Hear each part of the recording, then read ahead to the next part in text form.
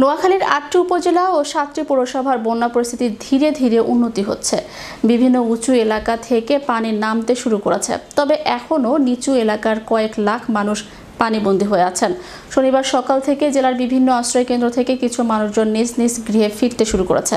জেলা জুড়ে দেখা দিয়েছে খাদ্য ও বিশুদ্ধ পানির জন্য হাহাকার। ত্রাণবাহী গাড়ি দেখলে দৌড়ে যাচ্ছে মানুষজন।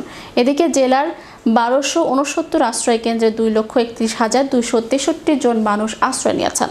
বেড়েছে ডায়রিয়া ও সাপে কাটা রোগীর সংখ্যা। নোয়াখালী জেনারেল হাসপাতাল ৩৯ সহ বন্যা কবলিত ৮টি উপজেলা স্বাস্থ্য কমপ্লেক্সে ডায়রিয়া আক্রান্ত হয়ে ভর্তি আছেন ৪০১ জন। নোয়াখালীতে বৃষ্টি না, কিন্তু পানি নামতেছে না। আমরা খুব অসুবিধাতে আছি, সমস্যাতে আছি।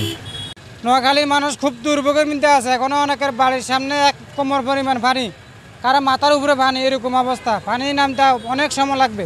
হ্যাঁ, পানি খুব আস্তে আস্তেই নামতেছে, যার কারণে অনেক সমস্যা, বাজার করার সমস্যা, বাইরে হওয়ার সমস্যা, রাস্তাঘাটে বের হওয়া যায় না পানির কারণে। আর যেভাবে পানি নামে তার জন্য তো পানি ঘরে জিনিসপত্র সবই নষ্ট হয়ে যায়, মানে ঘর থেকেই বের হওয়া যায় না।